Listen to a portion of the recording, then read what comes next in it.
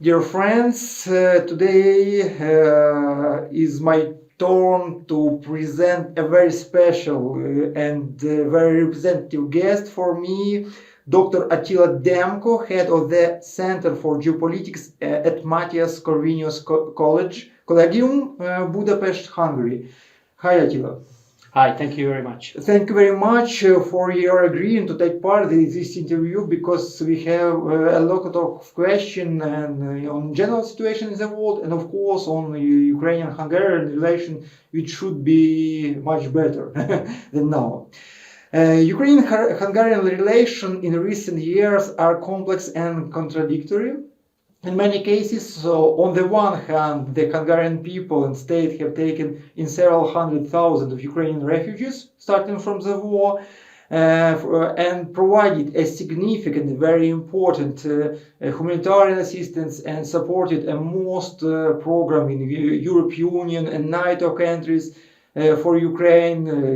As you know, it costed more than 100 million euros for Hungary at the moment.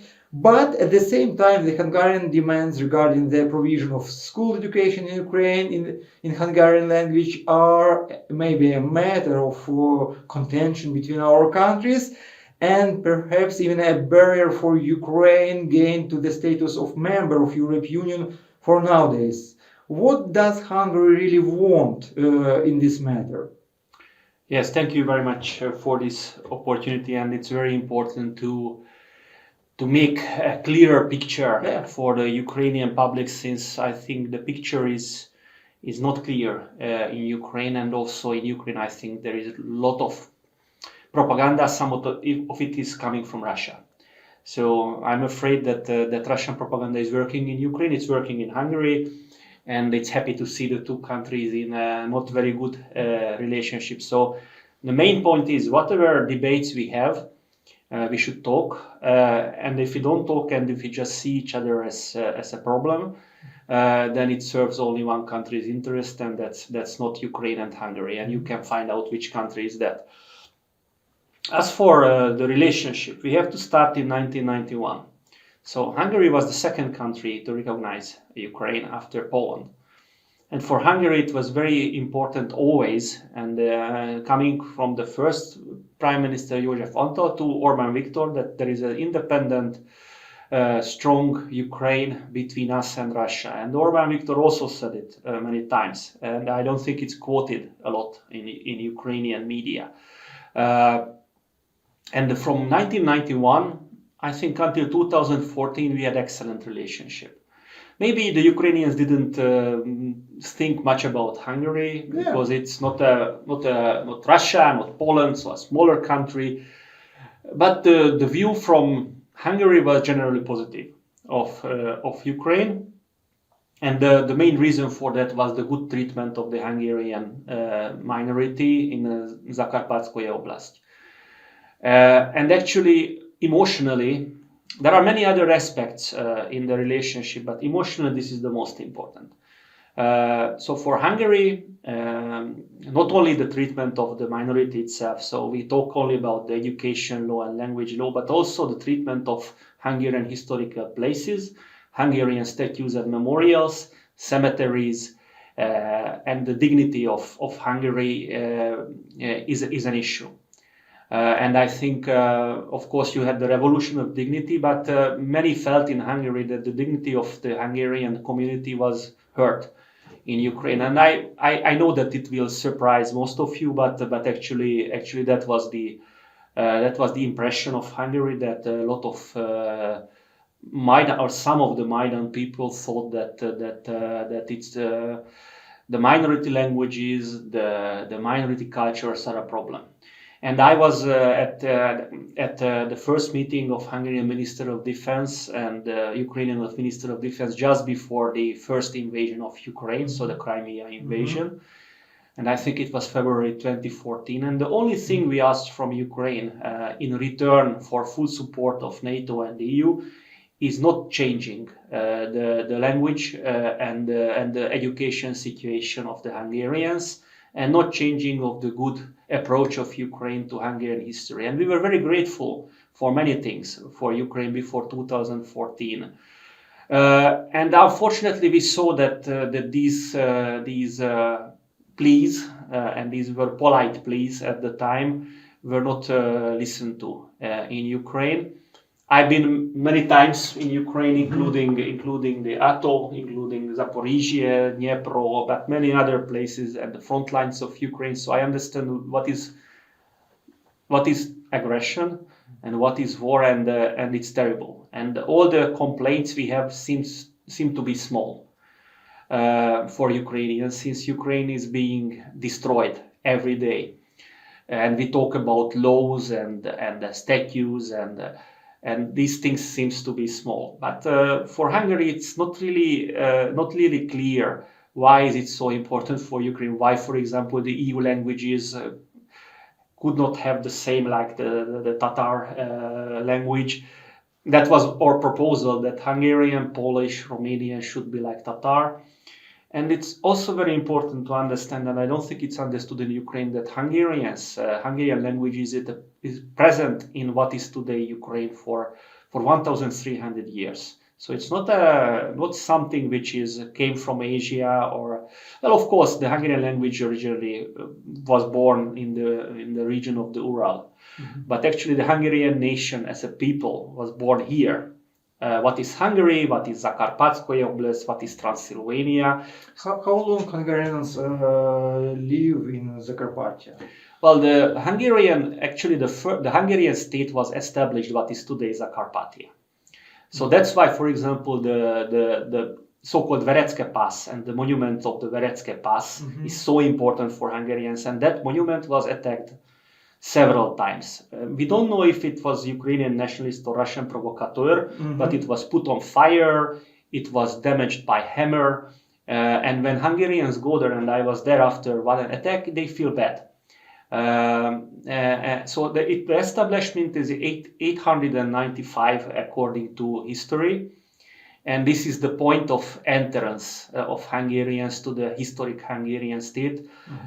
So this is in Ukraine. The Verecke Pass, and the first settlement part is Mukachevo, Uzhgorod, Ungvar. So the Hungarians of Zakarpatskoye Oblast, actually the oldest part of, in some ways, we can say, and also Eastern Hungary. So I'm not saying the Hungarians of Zakarpatskoye Oblast are the same as, even linguistically and culturally, as the same of Hungarians of Eastern Hungary. So they have the same dialect. You have to understand this is not a separate group. It's a very old part of historic Hungary, and maybe it's too much to say, but really it's part of our soul. Not in a sense of territorial sense, but the citadel, the fortress of Hust is a poem. The fortress of Munkács is one of the most heroic struggle of Hungary. So you understand its history. Has Hungary, on official level, ever claimed this territory to be back to Ukraine? No. To be back to Hungary? No.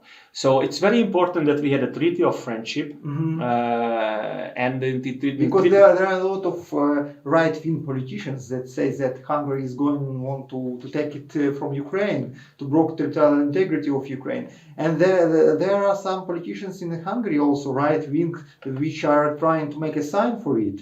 Yes, it's true.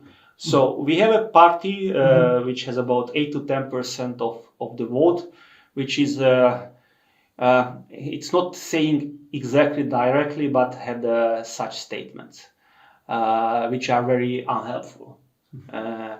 So the statement, as I remember, was the Polish re-establishment of Polish-Hungarian or very useful for Russia. Yeah, it's very useful for Russia. But that's about 8 to 10% from the government.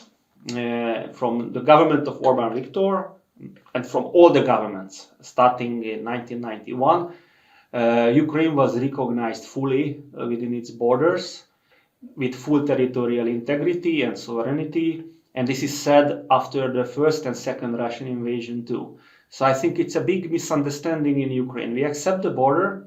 We are members of NATO and EU anyway, so there is no border change in NATO and EU countries. But we accept the border. there are some forces, and I think they are quoted in Ukraine, who are pretty open, but these forces are maybe 10% of Hungarian society. And we also have to see that Zakarpatskoye Oblast today is 90% non-Hungarian, so it's 10% Hungarian. So there is no, it's not Crimea with 60-some% Russians and Russian speakers. So there is no such a threat. And I think if Ukraine is, because we also heard voices that there should be more military in Zakarpatskoye Oblast, like establishment of new base. Actually, it would serve Russian interests, since it would take Ukrainian attention and force away from the east. Yeah. So I believe that this is of course, this is an issue. History, as I said, and maybe I was too long, is an issue. But you have to understand that Ukraine had a terrible, hard history, but Hungary also had a terrible, hard history. So when I compare the two countries, we have very much the same experiences. You had the Cossacks, we had the Haidus, which were the same, that they fought the Ottomans, they fought, for you that was the Russians and the Ottomans, we had, and the Tatars, we had the Tatars, the Ottomans and the Habsburgs, and we had the same freedom fights. And the Hungarian, middle of Hungary, including Budapest, where we are sitting now, was destroyed the same way as Kiev was destroyed by the Tatars, or as much of Ukraine was destroyed, and it was resettled actually after the reconquest of the 18th century. So much of Hungary is resettled. What is not resettled, for example, is Zakarpatska. So they lived there for more than 1,000 years. Budapest is basically it's a 300-year-old town in many ways. It's a 1,000-year-old town, or even 2,000 years with the Roman town, but like Odessa. So you have to understand the similarities, but also we have an extremely strong sense of belonging together, since the Hungarian state existed without interruption for more than 1,000 years. So when I say 895, the Hungarian state existed till today, even within the Habsburg monarchy, because the Habsburg monarchy was the kingdom of Hungary and Austria and other principalities. But the kingdom of Hungary always existed. So we have a very, very strong sense of being united, and that's why what happens in Zakarpatskoye Oblast or in Transylvania or wherever comes to Budapest immediately. So it's not about the borders, but it's about, as I said, about dignity, about freedom of speaking the language, many other things, and these are very emotional. But it looks like you also have damage after the First and Second World War, when the territory of settlement of Hungarian people were cut. A lot of Hungarians are now abroad, and sometimes it looks the Hungarians feel something like a sentiments to that time. But it's very not natural. So if Ukraine would lose this war, and Ukraine would lose more than half of its territory, I think Ukraine, after 100 years, would feel the same sentiment.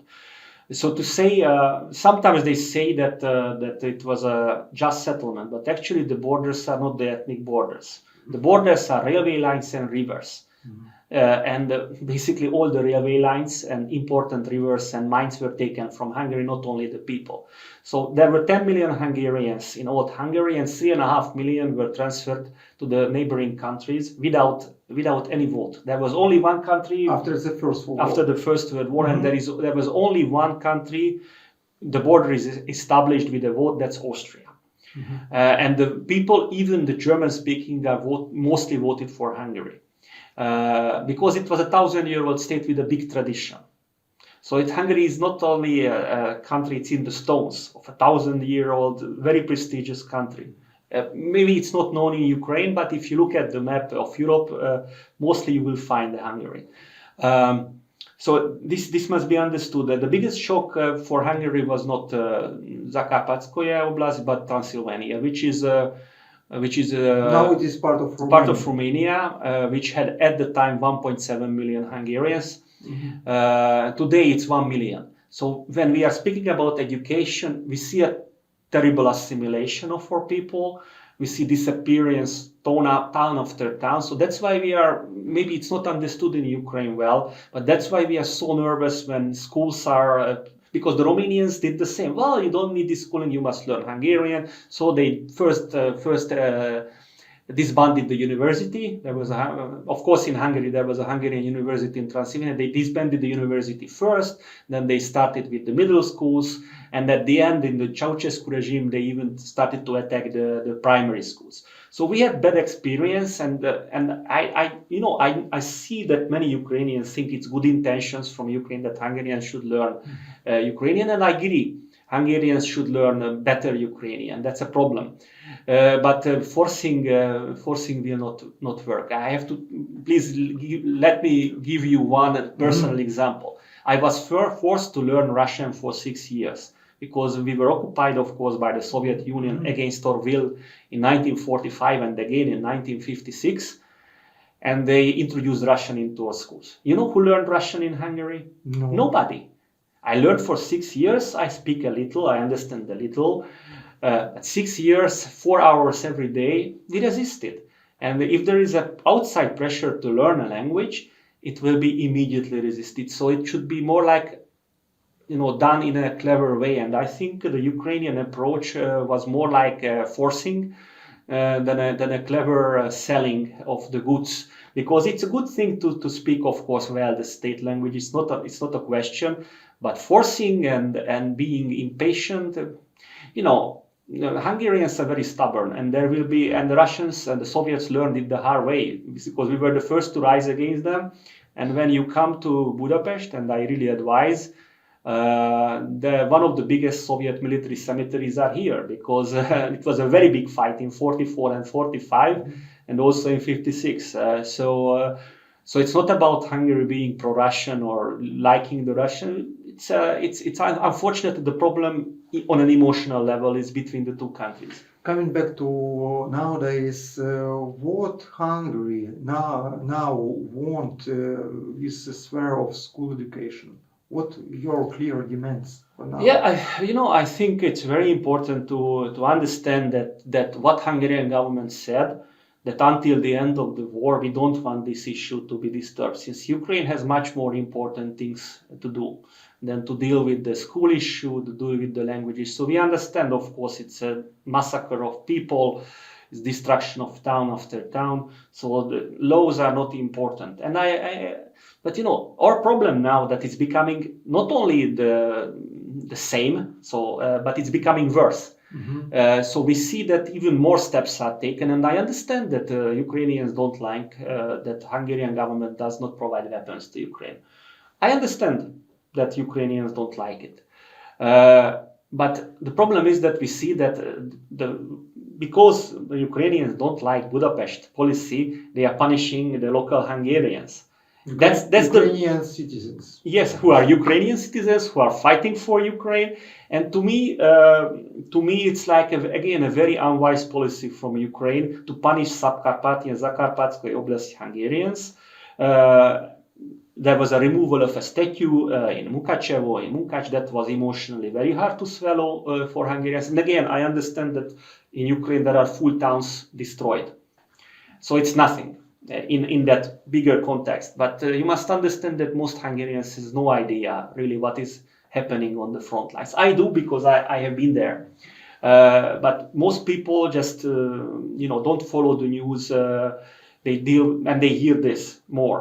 So it's a problem, of course, that we don't focus on the war enough of how terrible the war is. But also sometimes we feel, actually, President Zelensky made some very big thing in 2019, and very positive thing with Hungary. Is just saying a few Hungarian words, not to Hungary, but to the local Hungarian community. I think wishing a Merry Christmas or a Happy New Year in Hungarian, and that won the heart. So President Zelensky won the heart of the Hungarians in Zakarpatskoye Oblast, and also in Hungary. So Peter Szijjártó commented very highly of. He made it on all languages of national minorities. Yes, but again, Hungarians listened to what was given to Hungary. So even if it was all to the national minorities, it was taken as a good step. Okay, Hungary wants to save their system of school education in their native language. What compromises with Ukraine are you ready for? So I think it's very important to see that, and you were quite right to point out that there is a Ukrainian minority in Hungary also, a small one. Yeah. So we speak about the original. We speak about a few hundred people originally in 2 villages.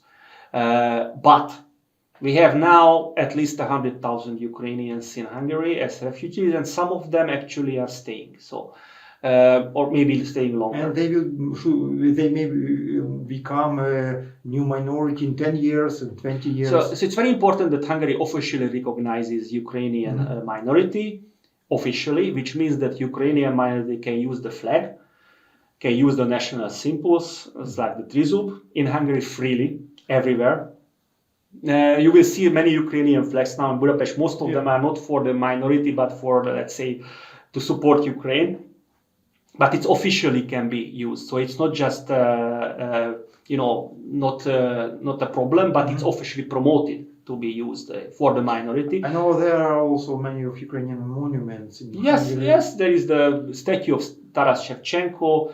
In the middle of, next to the Ministry of Foreign Affairs, there is the statue of Prince of Kiev in Tihany, and I think her grave was found, so it's maybe a pilgrimage site for Ukrainians in the future. And of course, we would be very happy to have the Ukrainian flag around it, to have a Ukrainian inscription. We are very happy. So what I'm proposing maybe that we had a friendship treaty 30 years ago, which worked very well until 2014, that we should establish everything in a treaty of friendship in terms of we are giving the same in Hungary for Ukrainians, what the Ukrainians give in Ukraine for Hungarians. Mirror steps. So Hungary may be ready for opening Ukrainian language study schools, something like this. Well, I'm not a government official. I know, but we are like an expert. As an expert, I would very much support Ukrainian schools for the Ukrainian refugees. Now there are Ukrainian children in 1,300 schools in Hungary, but they learn mostly in Hungarian. There are language courses, of course, to keep Ukrainian language, but we should have fully Ukrainian schools in Hungary, which means that they would learn everything in Ukrainian, in my view, except for as a foreign language, the Hungarian. So that's pretty much something which is, I think, the Hungarian government. We had the same agreement with Croatia. So the Hungarians in Croatia and the Croats in Hungary have the same level of education with the same rights, use of flag, use of language. So I think, and it's a very good, well-working agreement with Croatia. If I go to Croatia, I can see in the school Hungarian flag, Croat flag, Hungarian coat of arms, Croat flag, and the same in Hungary. We are in Europe. It shouldn't. You are together in NATO. We are together. I'm hopeful that one day we will be together with Ukraine in NATO and EU, but not without solving this problem. And the same with Slovenia. It doesn't hurt Slovenia. Same with Austria. With Romania, Slovakia, there is a problem, but with Serbia, we had terrible relationship. Now the Hungarians in Serbia, it's about 250,000 people. We lost that territory also at the end of the First World War. They enjoy even cultural autonomy, which means that they have their own curriculum of teaching. Not only teaching and it doesn't hurt Serbia at all. Hungary doesn't want to, because there are Hungarians in every neighboring country. Every neighboring country has some of what we see, of course, as historic Hungarian land. So we will not. That's one of the reasons. I mean, Hungary would have from Austria.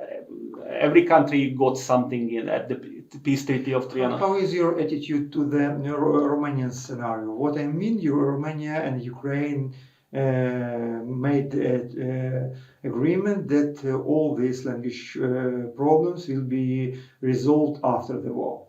Yeah, I think it's a good approach. Again, I think the war is the most important for Ukraine. We have to acknowledge that all these problems are tiny compared to destruction of Bakhmut or Avdiivka or Pesky. I've seen Pesky even before was destroyed. I cannot imagine how it looks like. Of course, it's a small problem, but again, and I'm trying to approach it from a Ukrainian side. For Ukrainian interest, it's very important to have no problems within the EU and NATO. And I think Ukrainians unfortunately see Hungary as isolated and weak. And that's why they think that they can do whatever they want with Hungary. And I think it's not wise. Not wise because Hungary is, of course, maybe Austria is the only other country in EU which doesn't provide weapons, but it's not so isolated in many things.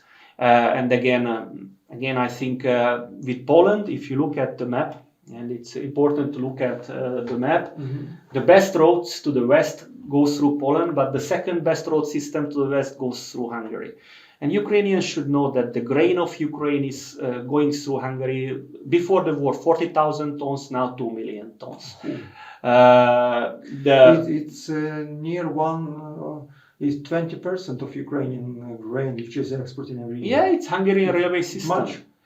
What is not known by Ukrainians, it should be known that 2.5 million cars were using Hungarian fuel in Ukraine the last year, and it's not Hungarian data; it's Ukrainian data.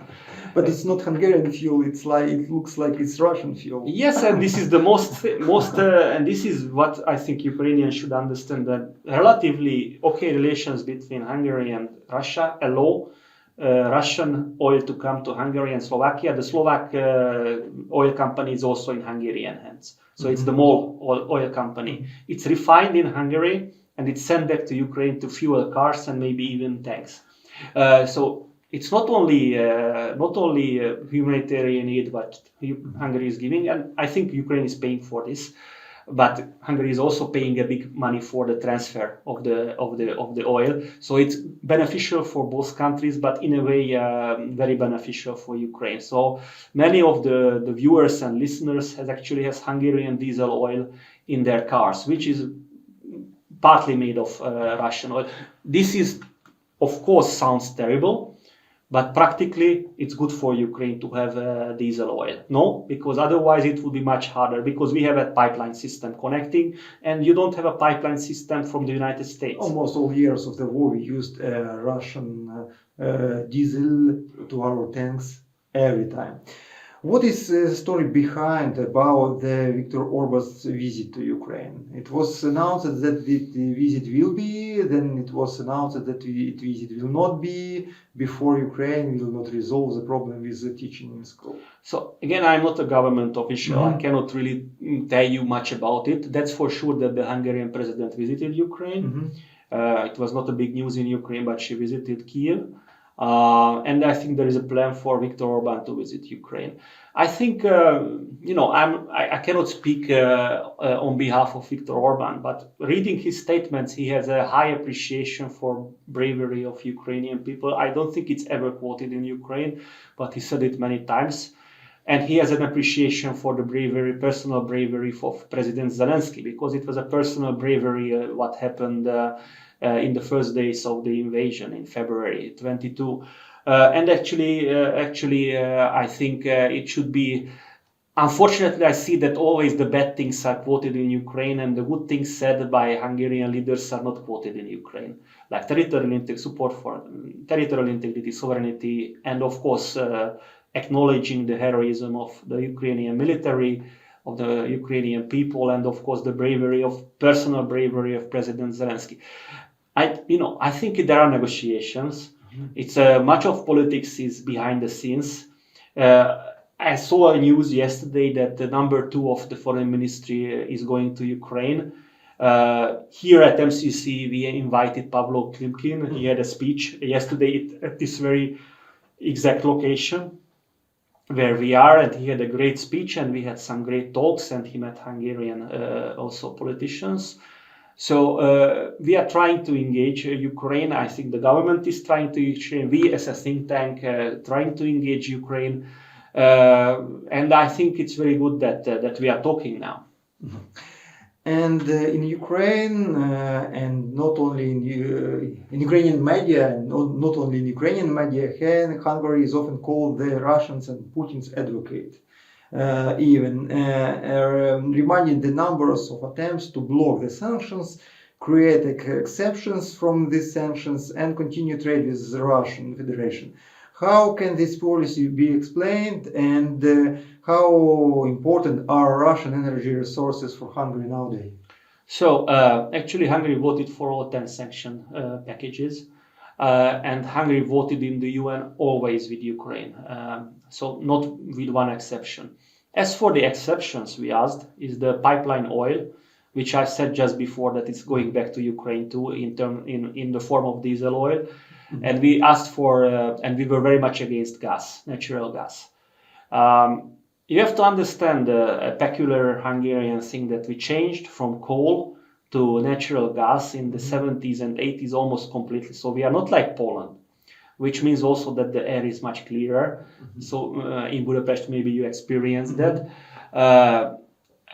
So we changed, and unfortunately in the 70s and 80s, we had much more natural gas in Hungary. So we had our own fields. We still have our own fields, but our own fields provide only about now 20% or even less, and not very good quality gas.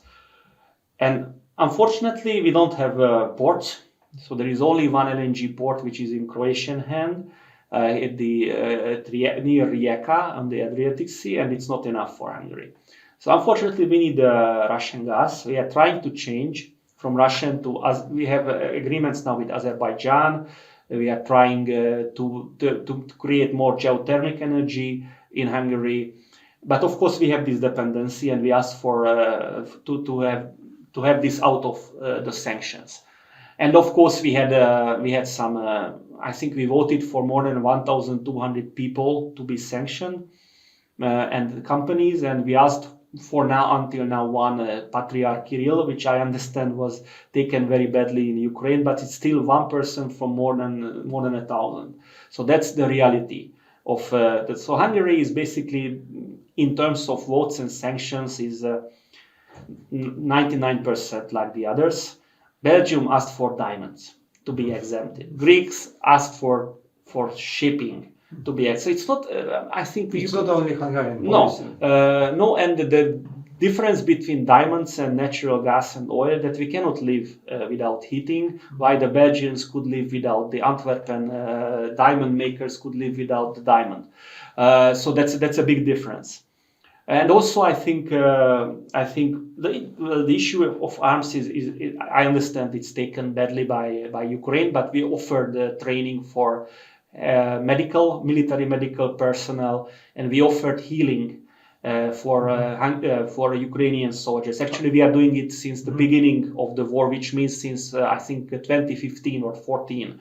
So many Ukrainian soldiers were healed in Hungary. So even that is not, but the dependency is there from Russia, and it was very clear when Bulgaria moved against Russia that they cut the gas. They play hardball, and we know that very well. But Hungary is trying to be more self-sufficient. It's not going to be fast, but we are trying. Gas is important, of course, I understand it, but why did Hungary not support the European Union program for the supply of shells to Ukraine, and even the European Union statement on the order of the International Criminal Court on the Putin? Again, and this is very new, and I'm not a government official, but I can tell you that it's not only there is an issue with some of with the Commission and Hungary that also plays a part on what kind of policy Hungary is making, and of course again there is an issue with what I said, energy security. But I cannot give you a clear answer.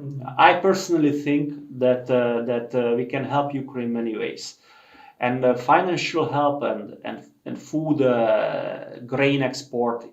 This is also kind of important. And anyway, we will contribute to this budget, but we asked that the money, because it's not only for Ukraine, this budget. There is a military budget for Ukraine. I think for the first two packages, we provided money directly to Ukraine. We are providing money for the Balkans. But actually, that money we are providing to the Balkans, the other countries will provide to Ukraine. So it just works. You have to understand that most Hungarian people have, or at least majority believes it's an aggression.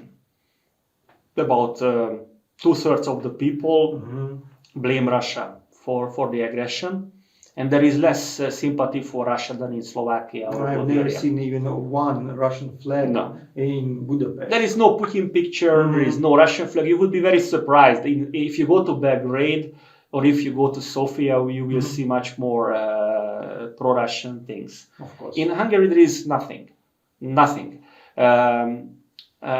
It's not being pro-Russian. Again, I have to tell you, it's not liking the Ukrainian policy. I'm feeling it here. Hungarians are not pro-Russian at all, but a lot of things we should to make clear for our audience. Yeah. Again, I want to be very honest with you and with the audience. So there is a very strong Hungarian, let's say, sensibility to the Hungarian minority and that's why a lot of people now, they are not pro-Russian in a cultural way or in a sympathy way, but they see Ukraine as a bigger threat.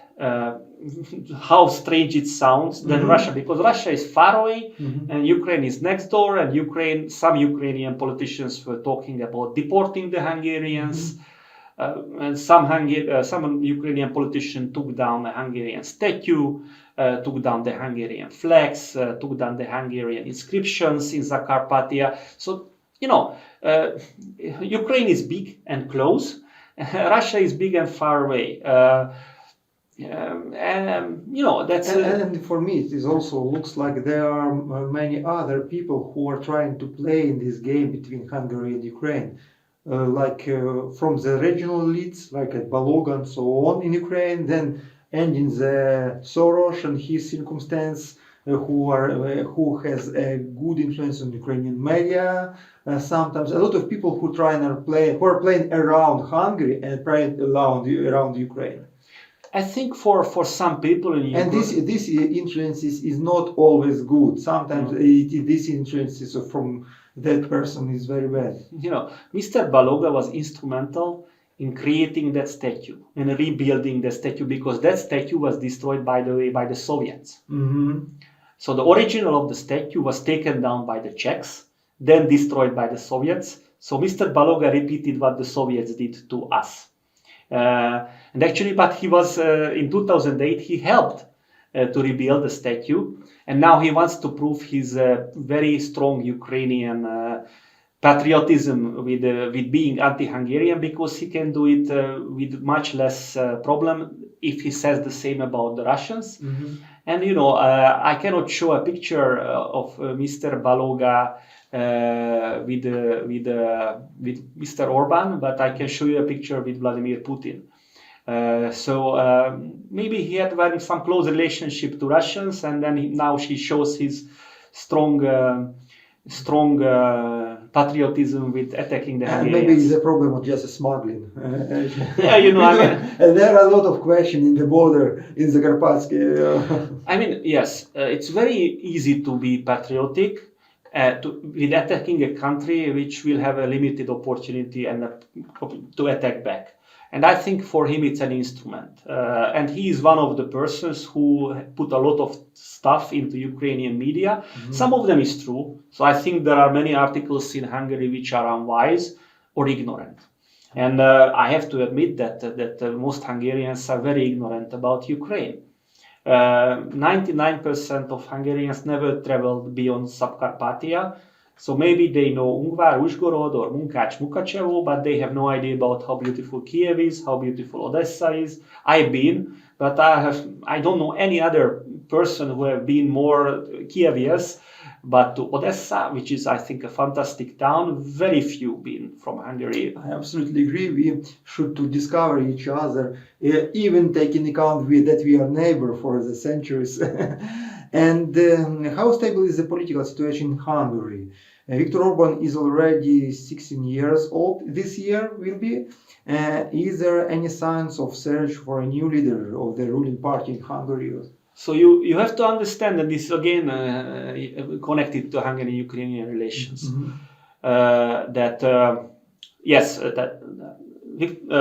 Fidesz is in power now for 12 years, and there was a 4-year period from 1998 to 2002 when Fidesz was in power and Viktor Orban was prime minister. So it's going to be 16 or more than 16 years. So what the political situation is, Fidesz won the election again with a big vote. Around half of the voters voted for Fidesz. and the projections were much smaller, or relatively smaller for Fidesz. And I think the Ukraine war played a part, because the opposition was very strong in supporting Ukraine with weapons and with everything, and most Hungarian people felt, partly because of the relations since 2014, that it wouldn't be wise, and many voted. And I think some Ukrainian policy mistakes were also playing a part for the big victory of Fidesz, since Ukraine supported the opposition. And I understand that in official level. Well, it was very, very visible that the ambassador supported the then ambassador. Now you have an excellent embassy. I have the highest appreciation for the Ukrainian embassy, but the ambassador, I think, made a mistake. She's not in Hungary anymore.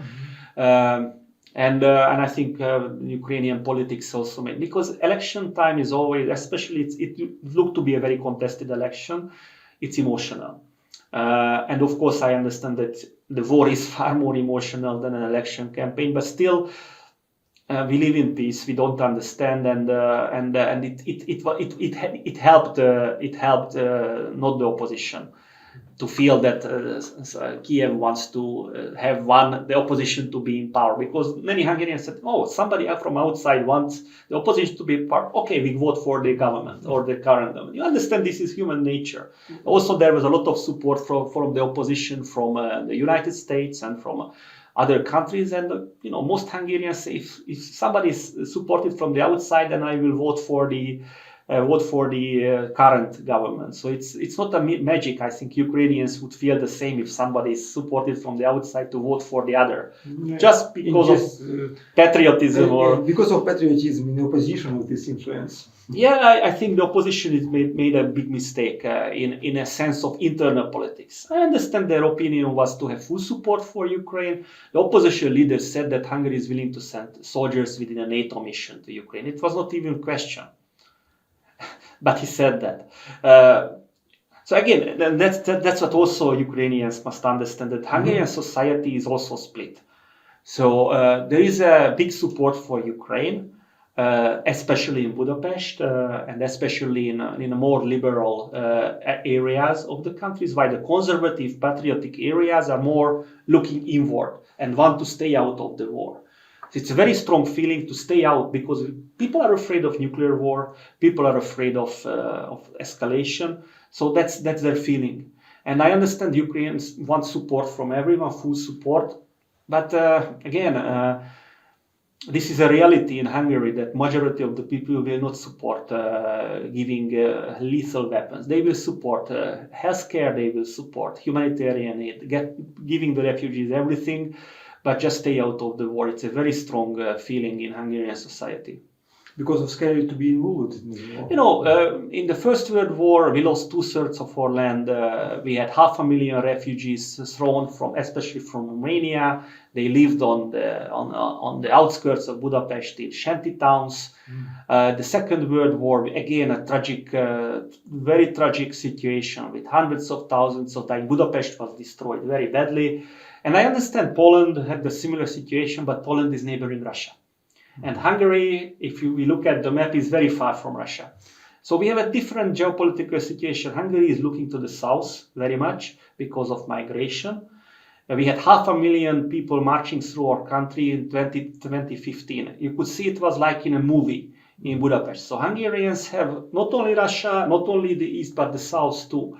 So we have a different geopolitical position than the Baltic states or Poland, or even Romania, because Romania is in a way bordering Russia, and Romania has Moldova. So if you think that Romania is innocently supporting Ukraine, then Romania is eyeing Moldova all the time of creating greater Romania. They are also sometimes eyeing the Snake Island. So you have to understand this is a bigger. There are many layers of this. And I don't want to be rude, but sometime a Baltic advisor, very high-level advisor, told me that they are very happy that the war is in Ukraine, because until the war is in Ukraine, it's not in the Baltic countries. So it's innocent help for Ukraine, just for good heart from Baltic countries. I'm not sure about that, or Poland. I have the highest appreciation, especially for Poland. Don't get me wrong, but it's never so. What Ukraine gets as an aid is not just a gift, and I think Ukrainians should understand that they are not getting a gift. There are reasons and interest behind, and it's not just from the good heart. And I think Ukraine also will pay a price not only for the aid and the weapons, but generally in economics. So it's a much more nuanced and gray situation in that sense. But there is one thing for sure, that it's a Russian aggression, pure and simple. But the support for Ukraine will have a price. As a political expert, how do you see the further development of events in Europe in the context of Russian-Ukrainian war? What threats of stability and unity for Europe do you see now? I think the situation is getting worse. Not only, of course, the aggression in Ukraine is the most important, but the Balkan situation, which is again very much the map's not showing that south of Hungary is not good. I'm going to Serbia this weekend, so I will know more about this, but it was a very tense situation between Kosovo and Serbia. There is very tense situation sometimes inside Bosnia. There is very tense situation with migration. I think there are issues in Turkey. So the Ukrainian war is like the skyscraper from all problems. And there are much smaller things, but they can grow. And also, I think there is a general problem, economic problem in the West. There is a general economic problem in China.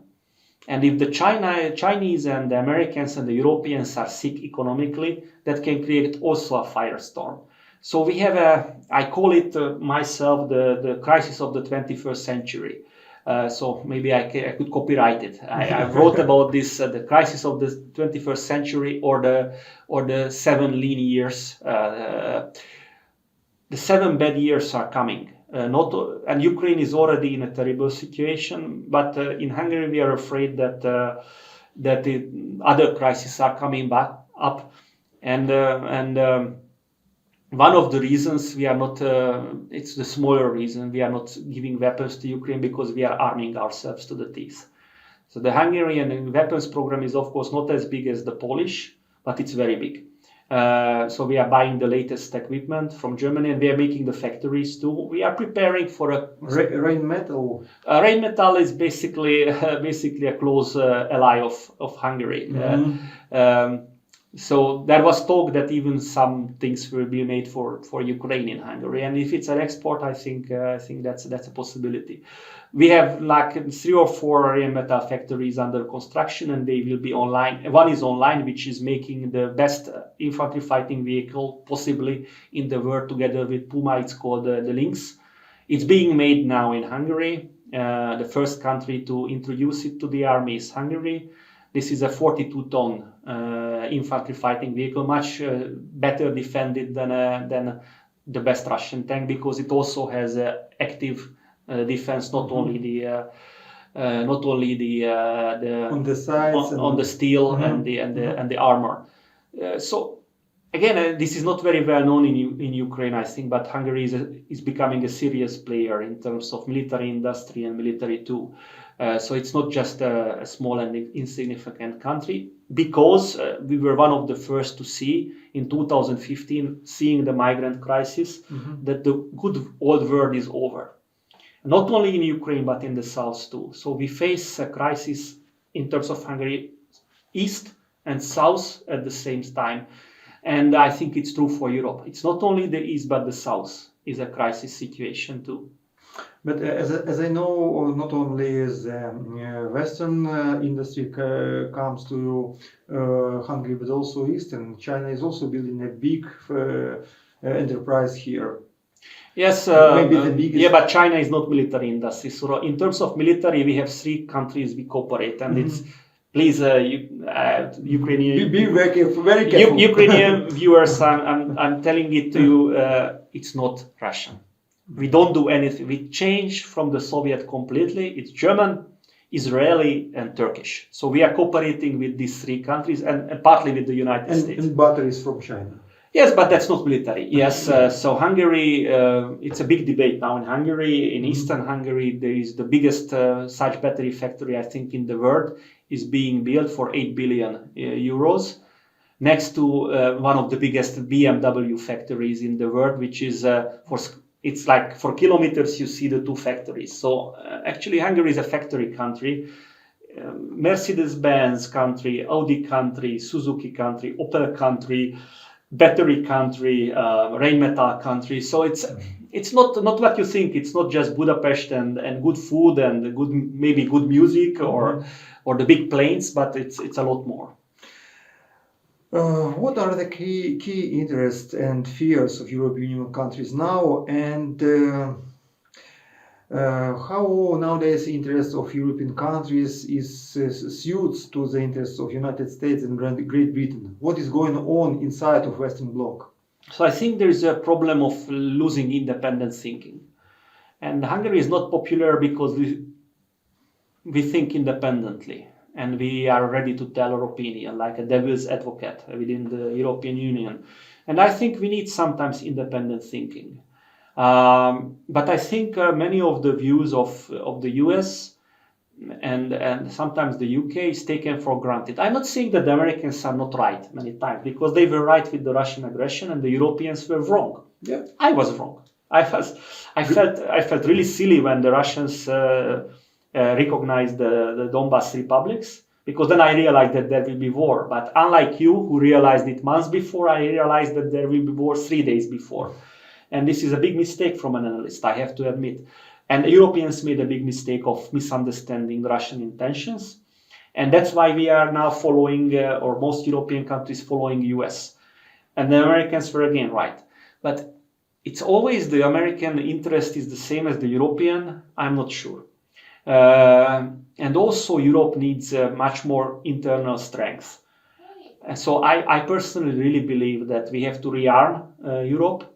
I'm very much for cooperation within Europe, of rearmament, of getting stronger European Union, because we cannot rely on the US forever. And I think it's a big advice to Ukraine. Of course, you're in a much harder situation since you need America, but America has a choice. America has a choice to be in Europe or not to be in Europe, because America is defended by two oceans. It's the basic rule of geopolitics that America is a fortress. Europe is a peninsula, and if they have any internal reasons or external reasons, it's a dangerous situation, especially dangerous for Ukraine, but also dangerous for Europe. And we don't know who will be the next American president. You have to, and of course I think you understand, but and maybe most of Ukrainians understand, but and I think President Biden is a very experienced president. So we have to see that his life is like 60 years of fighting the Soviet Union, understanding Russia. But who is next? Anyone else next is not going to have this experience and these instincts what President Biden has. If it's Donald Trump, for that reason, he has a different vision for the US. If it's Ron DeSantis, if it's Kamala Harris, or whoever, or if it's Biden, that's okay for Ukraine. But this is a much more, many more futures than only one future. That Richard Holbrooke said that America became a European power in a totally new sense in 1995 with the Dayton Peace Agreement. Yes, America is the biggest European power, the strongest, including Russia. So America is stronger than Russia. But America gives the strength of 80% of NATO. 80% of NATO is America. Can you imagine NATO without full backing of America? Even if the half of American strength looks to China or to wherever. Where is the strength of NATO then? So Hungarian thinking, again, is much more nuanced and much more future-oriented than many believe. It's because from the outside, from Ukraine scene, it's a country which is like, as you said, doing the bidding of sometimes of Russia. No, Hungary is doing the bidding of its own. And we are very open about this, that we are a sovereign country within the EU and NATO, but we will not say and do every time what we are told to do or say. What is the role of Great Britain in this situation? How do you think? I think the UK is an extremely important country, in terms of intelligence. Militarily is also comparatively to the Germans, it's a potent country. I have very high regard for British culture, and I'm going to London next week. I love London, to be very honest with you, one of my favorite towns. But still, they are an island and they are safe. So again, geopolitics.